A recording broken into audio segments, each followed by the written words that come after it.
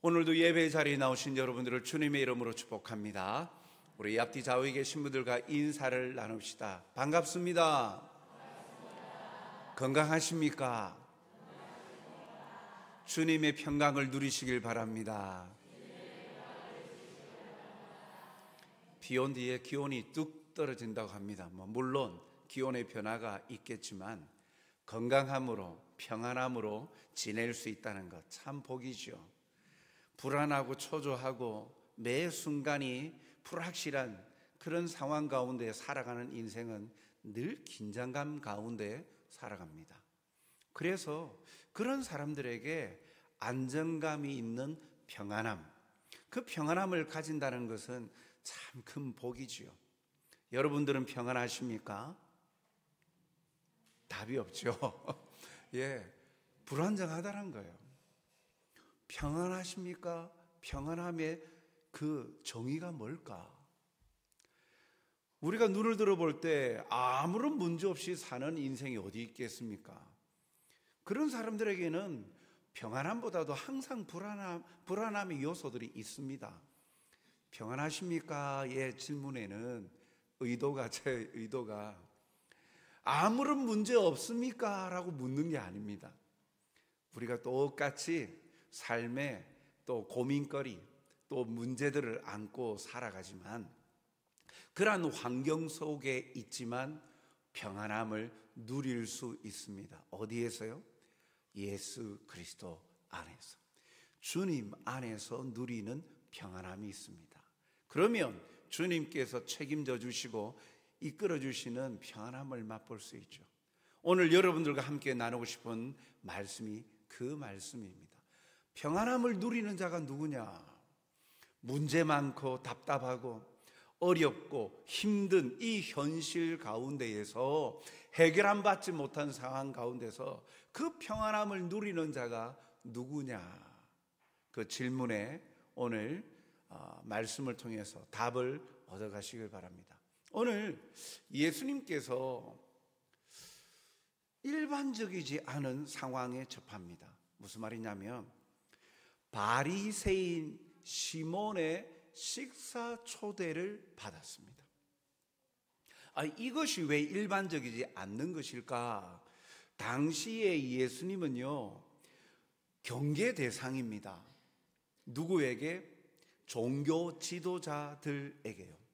특히 이 바리새인에게 식사를 초대받았다는 것은요, 일반적일 수가 없습니다. 경계심을 가지고 그러한 사람에게 식사 초대를 받았다? 이것은 평범한 일이 절대 아니죠. 오늘 본문의 36절 상반절을 보니까 한 바리새인이 예수께 자기와 함께 잡수시기를 청하니, 이때가 언제쯤이냐면 예수님께서 공생의 사역을 시작하신 지 2년 중반쯤 될 때입니다. 예수님이 3년간 공생의 사역을 하시죠. 그리고 십자가에 못 박혀 죽으십니다. 그러니까 이미 지금 이 시기에는 2년 중반쯤 되니까 이미 많은 사람들에게 예수님이 어떤 분인지 소문이 나 있어요. 그리고 특히 그 율법을 엄격하게 지키는 종교 분파 가운데 하나인 이 바리새파, 바리새인들에게는 굉장히 이 율법을 어기는 듯한, 율법을 뒤집어 엎는 듯한 말씀을 하시는, 천국 복음을 전하시는 예수님에 대해서 경계심을 갖고 있을 때였어요. 그런데 이 바리새인 시몬이 예수님을 자기 집으로 식사 초대를 하였다? 식사는요, 가족임을 선포하는 겁니다. 당신은 나의 가족입니다. 친밀감을 표현하는 거예요. 그러면 이 바리새인이 예수님이 전하시는 복음을 듣고 예수님은 나의 가족입니다. 자기들 종교 분파가 주장하는 경계심을 가지고 적대시하는 그 예수님에 대해서 회심을 했다는 이야기입니까? 그런 친밀감을 가졌을까요? 그런데 뚜껑을 열고 보니까 아닙니다. 가족으로 친밀감을 가져서 회심하여서 예수님을 식사 자리에 초대한 것이 아니었어요. 예수님이 시몬에게 말씀하신 것을 보면 시몬, 이 바리새인이었던 이 시몬이 예수님에게 가지는 태도가 어떠한지를 보여줍니다. 오늘 44절 중반절을 보면 내가 내 집에 들어올 때 너는 내게 발 씻을 물도 주지 아니하였다. 45절 상반절을 보면 너는 내게 입 맞추지 아니하였다. 46절 상반절을 보면 너는 내 머리에 감람유도 붓지 아니하였다. 예수님이 이렇게 말씀하고 계세요. 사실 이 말씀의 중심에는 이 당시의 이 유대 사회의 문화를 이해를 해야 됩니다.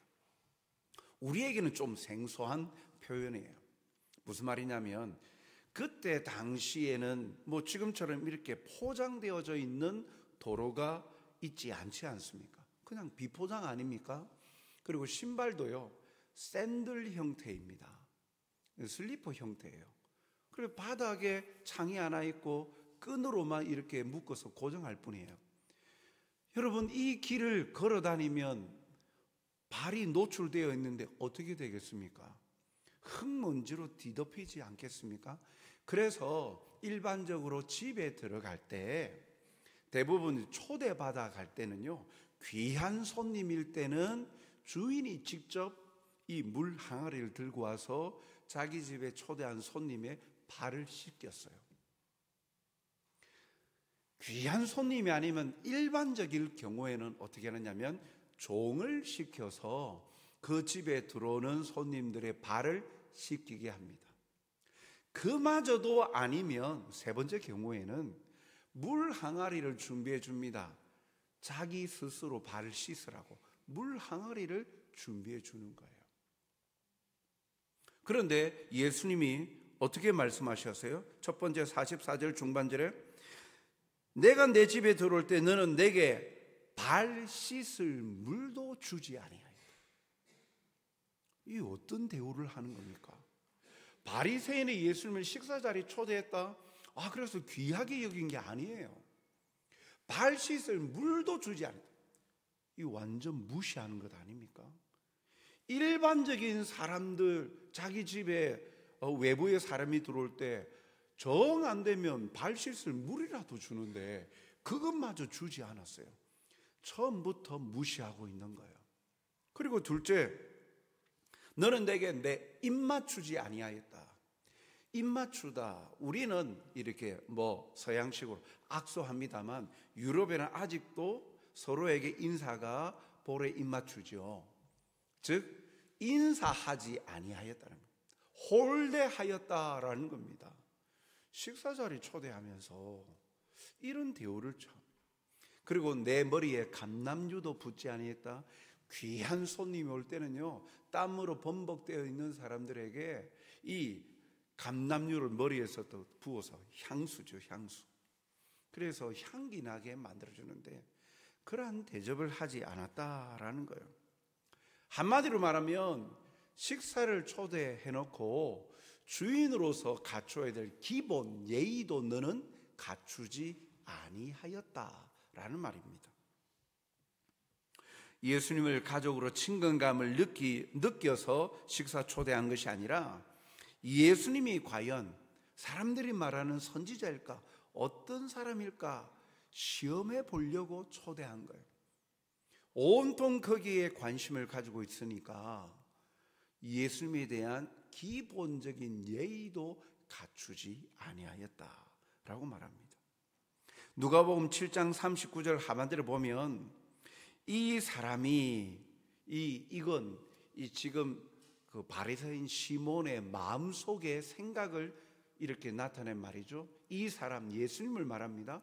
이 사람이 만일 선지자라면 자기를 만지는 이 여자가 누구며 어떠한 자 곧 죄인인 줄을 알았으리라. 만일 선지자라면, 그러니까 이 바리새인은 예수님을 초대하면서 대접하려고 초대한 것이 아니라 이 사람이 선지자가 맞냐, 사람들이 추앙하고 그렇게 말하고 있는 선지자가 맞냐? 그걸 살펴보려고 한 것이죠.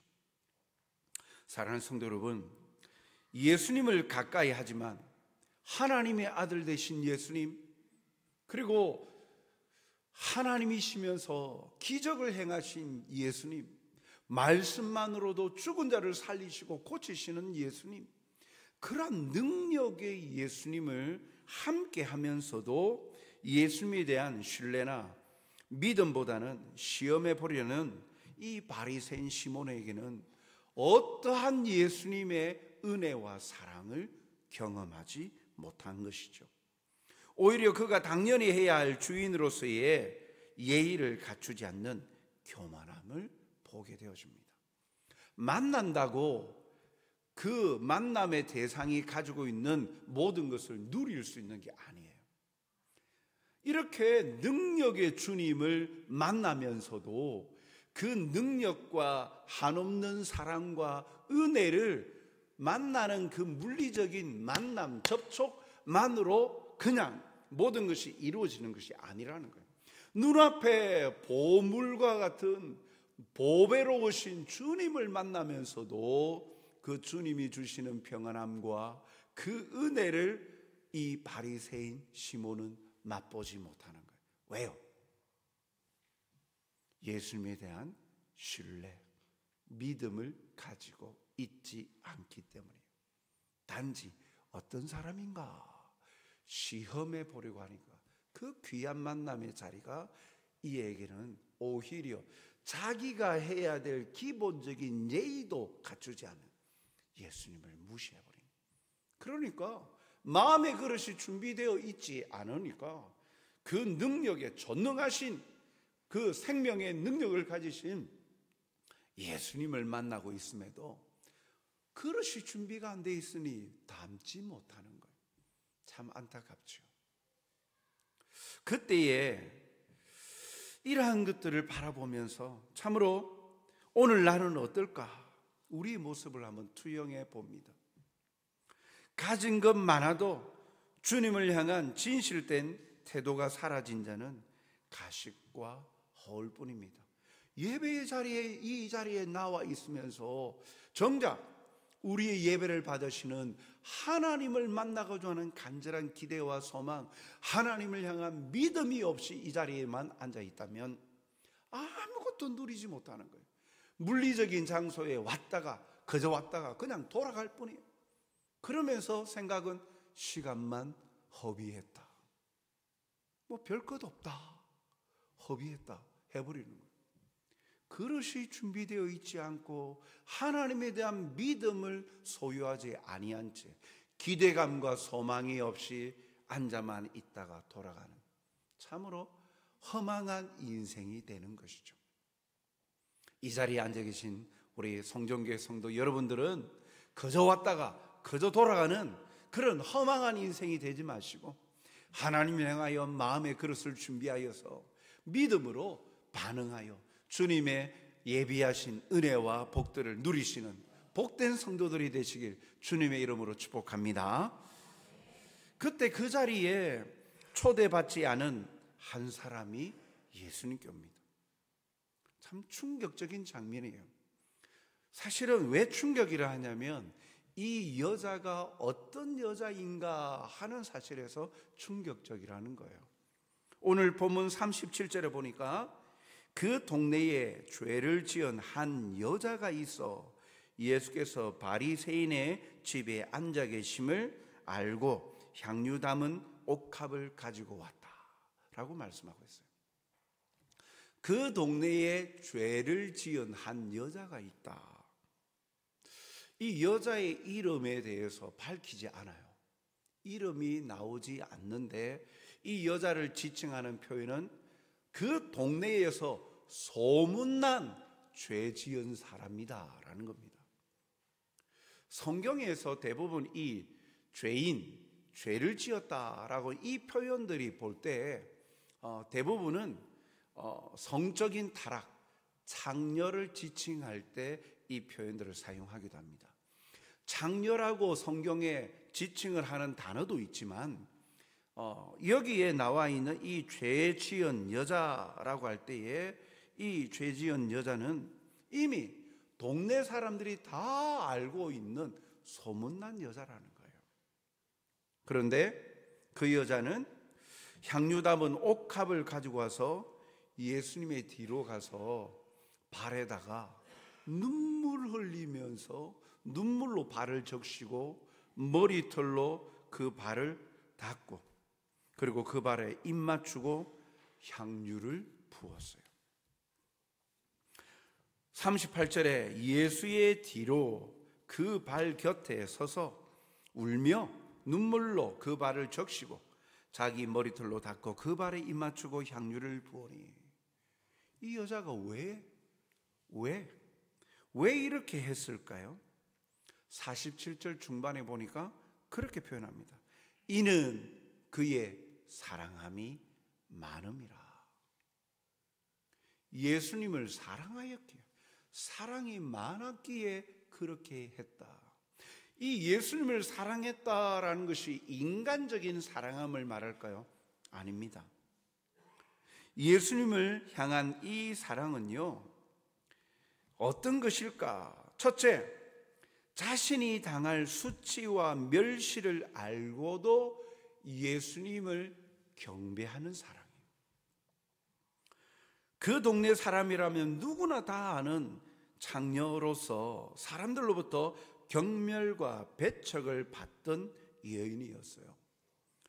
37절 상반절에 그 동네에 죄를 지은 한 여자가 있어라고 말하죠. 이미 소문났습니다. 소문난 장녀로서 떵떵거리고 어떻게 살아요? 그런데 지금 그 여인이 어디에 와 있어요? 바리새인의 집에 왔어요. 바리새인요, 아까 이야기했죠. 종교 분파 가운데에 율법에 대해서 엄격하게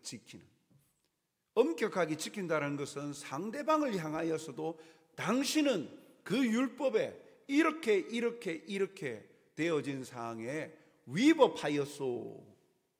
자기가 율법에 엄격하게 지킬 뿐만 아니라 상대방에게도 지적하고 가르치는 자예요. 그런데 그 집에 장녀로서 소문난 죄인 이 여자가 왔다. 어떤 일을 당하겠습니까? 수금거림과 동시에 사람들이 쑥덕쑥덕거리는과 동시에 어찌하여 내 집에 들어오느냐?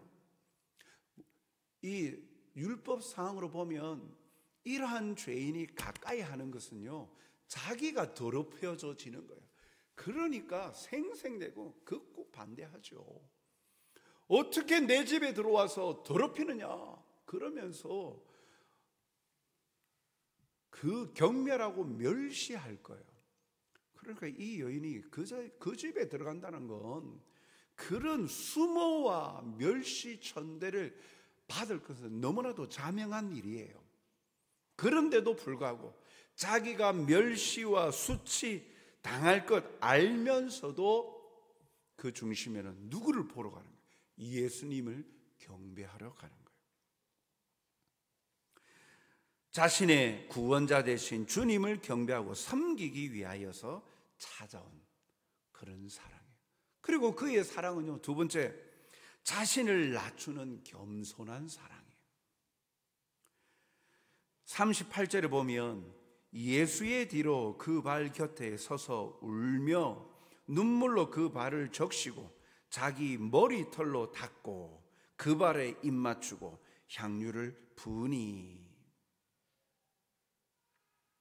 주님을 만나서 흙먼지로 뒤덮여져 있는 그 발을 보면서, 이런 홀대를 받은 그 주님을 바라보면서 눈물로 발을 적실 정도면 얼마나 펑펑 울었겠습니까? 거기에다가 자기의 머리카락으로 그 발을 닦았다. 흙먼지 된 그 발을 닦았다. 머리털로 발을 닦았다. 이 행위는요, 바로 예수님이 나의 머리가 되십니다.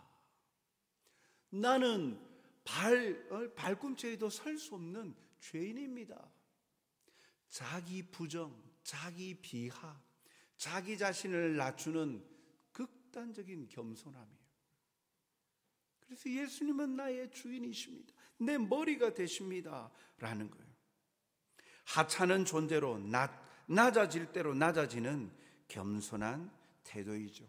세례 요한도 예수님에게 나는 당신의 신발끈도 맬 수 없는 그런 낮은 자입니다. 라고 한 표현과도 같지요. 감히 볼에 입맞춤에 인사를 할 수 없어서 발에 입맞출 정도로, 감히 어떻게 얼굴과 얼굴을 맞댈 수 있는 동등한 위치, 자격에서 인사를 나눌 수 없는 나는 죄인입니다 하면서 발에다가 입맞추는 거예요. 그렇게 주님을 영접하는 이 하찮은 존재임을 고백하고 있습니다. 이러한 사랑, 자신을 낮추는 겸손한 사랑을 보는, 그리고 또한 이 사랑은요, 물질의 가치를 초월하는 사랑이었어요.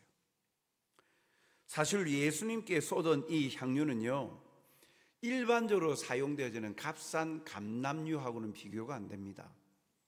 이 중동 지역에는 이쪽에 가보면 감람나무가 굉장히 많아요. 그래서 일반적으로 그 감람유, 그 열매를 통해서 감람유를 사용을 하죠. 그래서 일반적인 감람유하고 다릅니다. 여기 가져온 향유는요, 여기에 담고 있는 것을 볼 때 비싼 거예요. 비교가 되지 않는 비싼 것이라 그것을 담은 옥합 또는 부유한 사람들이 사용하는 용기에다가 담아 가지고 있는 거예요. 자기에게 귀한 거예요. 그런데 그것을 가지고 와서 다 씻고 입 맞추고 거기에다 예수님 발에다가 향유를 부은 것이죠. 즉 예수님을 향한 사랑의 마음이, 그런 마음의 크기에 비싼 것이 더 이상 그 여인에게는 중요한 것이 아닌 것이었습니다. 참으로 대조적입니다. 주인으로서 마땅히 해야 될 예의도 갖추지 아니한 이 바리새인 시몬과는 대조적으로, 감히 그 자리에 왔다가는 멸시천대받고 그리고 문전박대를 받을 수밖에 없는 그러한 여인이었음에도 불구하고 자기가 가지고 있는 최고의 것으로 아까워하지 아니하고 모든 것을 다하여 바치고 있죠. 주님을 만나는 이 두 사람의 태도가 얼마나 극명하게 대조되어집니까? 그 형편과 위치에 그 주님을 대하는 태도가 비례하지 않았습니다.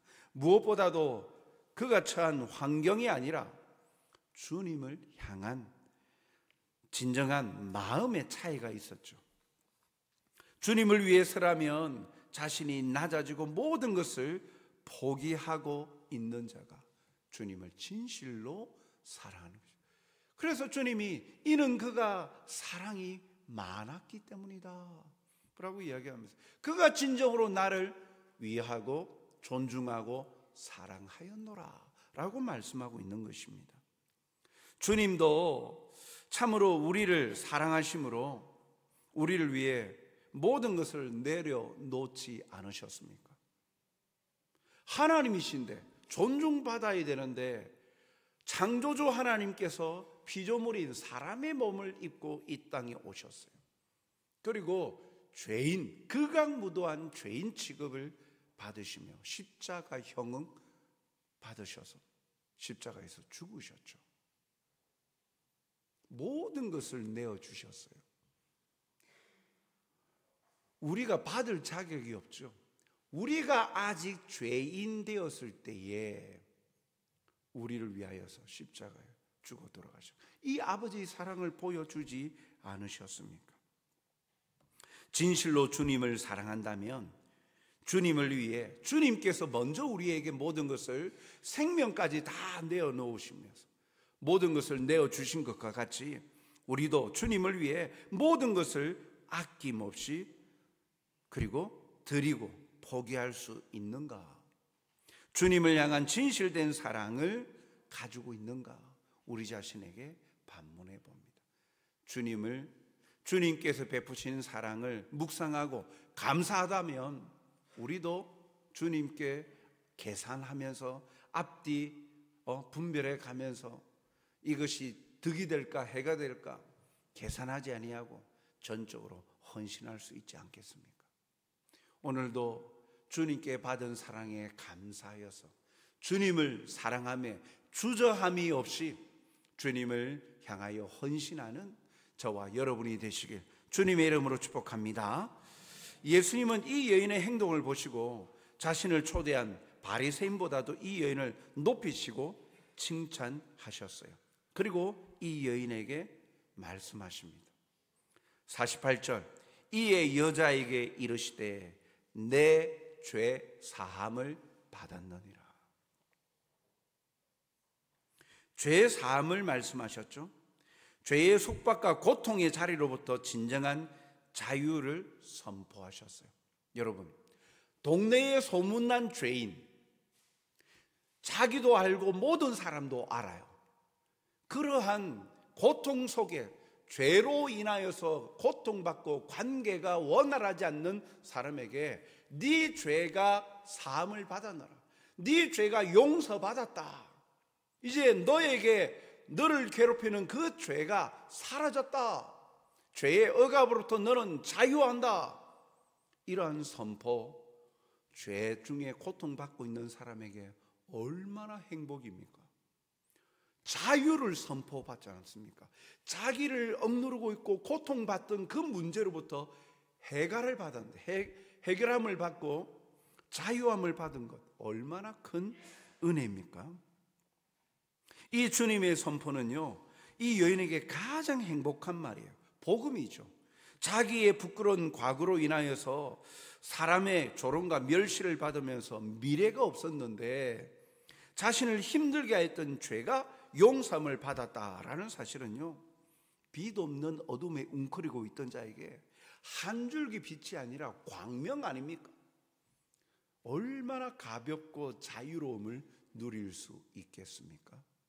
주님께 마음을 다하여 주님을 경배하고 섬긴 이 여인에게 예수님께서 네 죄 사함을 받았느니라. 다른 말로 표현하면 또 이 뒤에 나오는 말씀과 같이 구원을 선포하시는 거예요. 죄로부터 자유함을 선포함을 받은 것이에요. 이 비슷한 내용이 다른 성경에도 나옵니다만 그러한 막달라 마리아나 그 순전한 나드 한근 이렇게 부은 그 사건과는 비슷합니다만 또 다른 사건이에요. 그리고 예수님께서는 50절에 보면 예수께서 이 여자에게 이르시되 내 믿음이 너를 구원하였으니 평안히 가라. 이제 앞으로 너는 죄 사함받고 구원받은 자이니까 죄의 속박으로부터 너는 자유함을 얻었으니까 네가 이후의 삶에는 내가 주는 평안을 맛보고 자유하며 행복하게 살아라. 행복을 선포하시는 거예요. 내 믿음이 너를 구원하였다. 즉 그러니까 예수님께 행한 이 모든 사랑이 많았다라는 것, 그건 예수님을 향한 믿음으로 표현하고 있던 거예요. 예수님을 향한 믿음이 있기에 그러한 헌신을 한 것이죠. 자신의 유일한 구원자이심을 그는 믿고 그리고 신뢰하였기에 이러한 사랑의 섬김과 겸손으로 나타났다라는 것을 반증해 줍니다. 평안히 가라는 이 말씀이 그 여자의 지나간 삶을 위로하기에 충분했을 것입니다. 그때까지 그 여인은 평안이라는 것을 누려보지 못했을 것입니다. 그렇지만 이제부터는 평안히 가라. 네 모든 죄의 짐을 내가 다 깨끗게 하였다. 그러니까 가볍게 가라. 가볍게 너의 인생을 살아라. 자유롭게 기쁨으로 행복한 삶을 살아라. 나로부터 말미암는 행복과 평안을 누리며 살아라. 너는 그 행복을 누릴 자격이 있다. 믿음으로 구원받았기 때문에. 구원받은 자는 주께서 주시는 평안과 행복을 누릴 자격이 있으니 그것을 마음껏 누리며 살아라 라고 말씀을 하시는 거예요. 그것은 당신을 향해 최선의 사랑을 보여준 여인에게 주시는 예수님의 선물이며 은혜였습니다. 우리가 그 죄인이었던 여인의 입장이라고 바꾸어 생각해 보십시오. 예수님의 그 말씀, 네가 죄 사함 받았다, 네 믿음으로 구원을 네가 받았다, 이제 억눌려 있지 말아라. 그 말씀과 더불어서 평안히 가라. 너는 이제 행복한 삶을 살아. 죄의 속박에서 가슴치며 억울해하고 답답해하고 힘들어하는 삶에서 이제 자유하고 해방되었다. 그러한 주님의, 내가 믿는 주님으로부터 그 말을 얻을 때, 들을 때 얼마나 힘이 나겠습니까? 사랑하는 성도 여러분, 오늘도 주님이 우리에게 그렇게 말씀하십니다. 역대하 15장 15절 말씀을 보면 무리가 마음을 다하여 맹세하고 뜻을 다하여 여호와를 찾았으므로 여호와께서도 그들을 만나 주시고 그들의 사방에 평안을 주셨더라. 구약 성경에도 마음을 다하여서 여호와를 찾았다, 만났다라는 거예요. 믿음으로 나아갔다는 거죠. 하나님을 믿음으로 만남의 자리로 나갔을 때 하나님께서 만나 주시고 하나님께서는 믿음으로 나온 자신들의 백성에게 무엇을 주셨다고요? 사방의 평안을 주셨다는 거예요. 동서남북 온 그 모든 환경에 평안을 주셨다. 고린도후서 4장 8절 말씀에도 보면 우리가 사방으로 우겨쌈을 당하여도 쌓이지 아니하며 답답한 일을 당하여도 낙심하지 아니하며, 사방의 평안을, 비록 상황이 우겨쌈을 당하고 온통 어디로 갈까 갈 수 없는 그런 상황에 답답한 일을 당하여도 낙심하지 아니하는 이유, 그 이유는 바로 하나님께서, 주님께서 우리에게 평안을 주셔서 누리게 하시고 그 모든 우겨싸고 답답한 환경을 주께서 책임지시고 해결해 주시기 때문이죠. 주님을 만나면 우리의 염려와 근심과 고통이 사라지고 참 평안을 누리게 됩니다. 주님을 믿음의 그릇을 준비하지 아니하고 그냥 물리적으로 만난 이 바리새인 시몬에게는 주님이 주시는 평안을 맛보지 못했어요.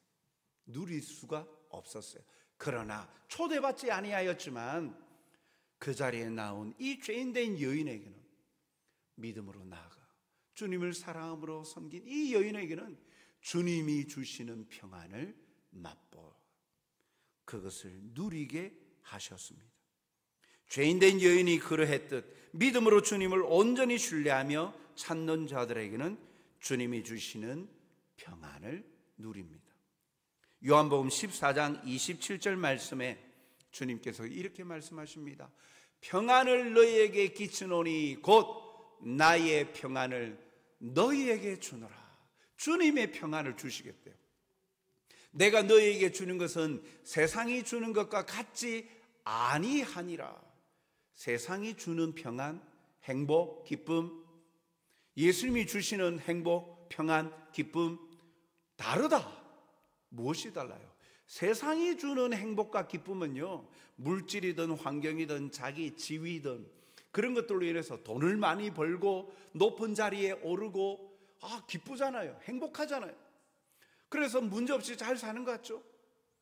그러나 그 세상이 주는 그런 평안과 행복은 끝이 있는 거예요. 유한한 거예요. 끝이 있어요. 오래 가지 못해요. 영원하지 않는 거예요. 그런데 주님이 주시는 평안과 행복과 기쁨은요, 영원한 거예요. 차원이 다른 거예요. 환경을 초월하고 영적인 것들도 누리게 하시는 거예요. 그래서 세상이 주는 것과 같지 아니하니라. 너희는 마음에 근심하지도 말고 두려워하지도 말라. 왜요? 주님이 영원하신 알파와 오메가 되신 주님이 언제나 항상 같이 계셔서 항상 사방에 평안함을 가질 수 있도록 지켜주시고 보호하시고 인도하시고 이끌어주시고 역사하시기 때문에 근심하지 말아라. 나를 바라봄으로 두려워하지 말아라. 내가 너희와 함께 한다. 그렇게 말씀하시는 거예요. 이 죄인된 여인에게 주셨던 평안이 이 평안이에요. 오늘 주님을 믿음으로 바라보며 나의 구원주로 주님을 찾아온 이 예배드리는 우리에게도 주시는 평안이 바로 이 평안인 거예요. 이 평안을 누리는 자, 주님을 믿음으로 영접하고 주님 앞에 나와 주님을 예배하며 섬기는 믿음의 신실한 백성들에게 그들이 누리는 것이 하나님이 주시는 주님의 평안입니다. 오늘도 주님께로부터 말미암는 이 평안을 누리며 살아가는 행복자들이 다 되시길 주님의 이름으로 축복합니다. 사랑과 자비가 풍성하신 아버지 하나님, 오늘도 삶의 모든 무게와 짐으로 힘들어하고 아파하며 괴로워하고 낙심하며 두려워하고 염려함으로 살아갑니다. 그러나 오늘도 우리에게 주신 이 약속의 말씀을 통하여 다시 한번 아버지의 마음을 깨닫습니다. 떠나지 아니하시고 함께 하시는 주님이 계시고 주님께서 주님의 평안을 우리에게 주신다.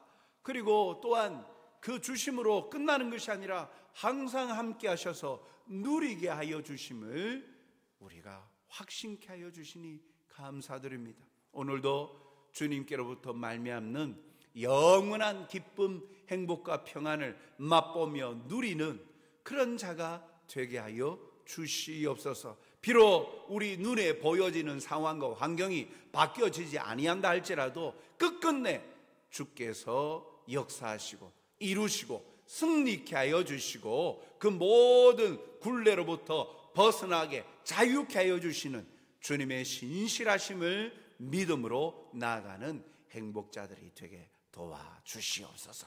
감사하오며 예수님 이름으로 기도하옵나이다. 아멘.